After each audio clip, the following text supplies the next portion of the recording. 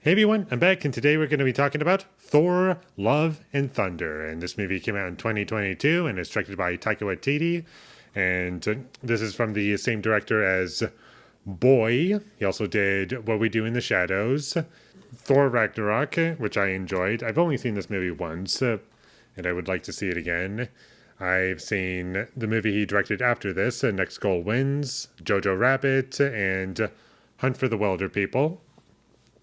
And I've liked all of his movies. The only one I would say I love is What We Do in the Shadows. I think that movie's great and really funny. And this movie was the only one that I heard was bad out of all the films he directed, and I would agree. This one wasn't good. And I kind of expected it to be bad, and I didn't go in with any expectations whatsoever other than it wasn't going to be very good. And that's pretty much what I got. Just a superhero movie that, in ways, kind of felt like a swing and a miss. And they did have seeds and some ideas sprinkled throughout that, given a better movie, you could do something with. With Jane Foster coming back, played by Natalie Portman. Like, you could do something with her character and make it interesting to follow along. And unfortunately, they chose not to, and we focus on Thor and what he's going through, and it's just not all that interesting, really. It's more or less about other things, and what it chooses to focus on is not really all that interesting to me. And many of the performances in this movie were surprisingly bad. Like Chris Hemsworth, I never once felt as though I was watching Thor on screen. It either felt like he was going too far with the character, or just like a parody of Thor, or just I couldn't really take him seriously in any scene, and it just felt kind of over the top and unbelievable. And that goes for a lot of actors in this movie. The only performance that I would call good was Christian Bale. I thought he was fun and kind of entertaining on screen.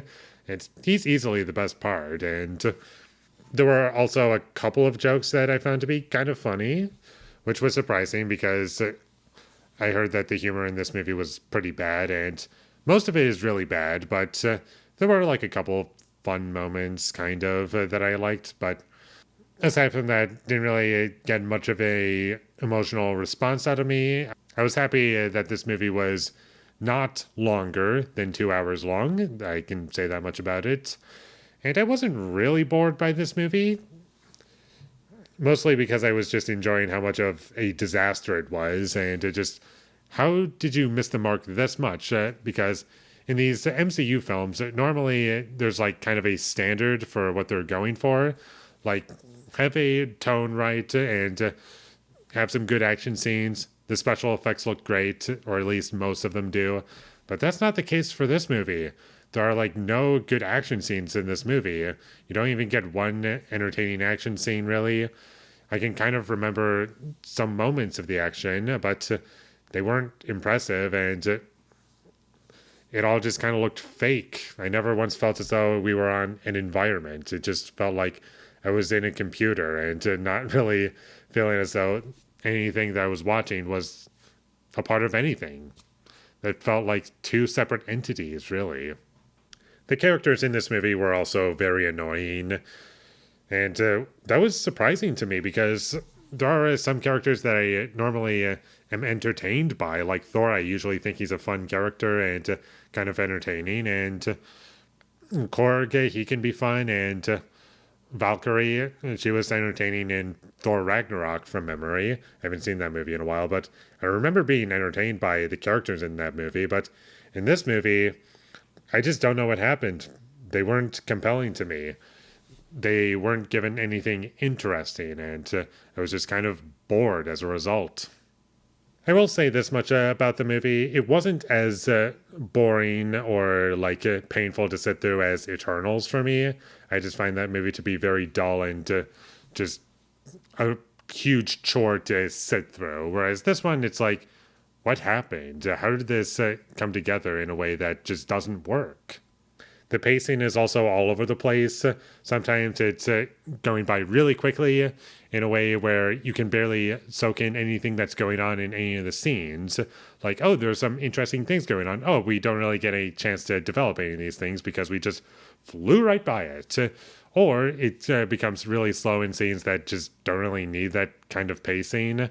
It just feels like it's focusing on all the wrong things. We're always looking at things from the wrong perspective.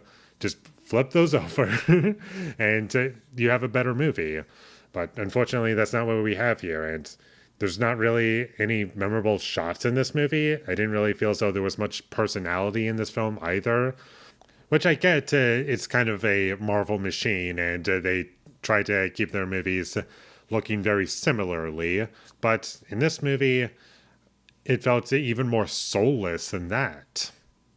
It didn't really feel like Taika Waititi anymore. It honestly didn't. It just felt like it was made by a factory, if I'm being perfectly honest. And I'm not even going to say AI made this movie because I'm pretty sure AI might have done a slightly better job at the very least. Like pretending that we're getting some personality from the director. Like maybe it could touch some things up, but overall, it wouldn't fix the movie. I'm not saying that I would need this movie to be directed by AI. Mostly because I don't feel as though technology is there yet, but also it wouldn't really fix the core issues of this movie. Those being the characters aren't interesting, the action scenes don't work, they're forgettable, the visual effects don't even look good, and there's lots of bad performances, and it just feels misguided throughout. Like, and the tone is all over the place. Like, it has so many problems that most of these Marvel movies don't fall into. Sure, they have some of these problems at times, but overall, it's not usually this bad. And that's about all I have to say about Thor Love and Thunder. Not a very good movie. I wouldn't recommend checking it out. I'm pretty sure you've seen all the most important parts from just people talking about this movie or just like clips online that people share on YouTube Shorts or whatnot. And honestly, that version of the movie is a lot better than what we actually got. So skip it. You don't need to see it. It's not very good. And I was disappointed by this movie, but not really surprised by this degree, simply because I knew what I was getting into. So with all that being said, I'm going to give Thor Love and Thunder a 3 out of 10. Thank you for watching my videos. As always, if you enjoyed this review, be sure to leave a like and comment down below you thought of Thor Love and Thunder, and my social media links, they will all be in the description, so follow me there. And last but not least, subscribe to be a part of Foley Nation, and I'll see you when I get my next review up, and that is going to be for Dead Poets Society. So look forward to that, but until I get that up, thank you for watching and have a great day.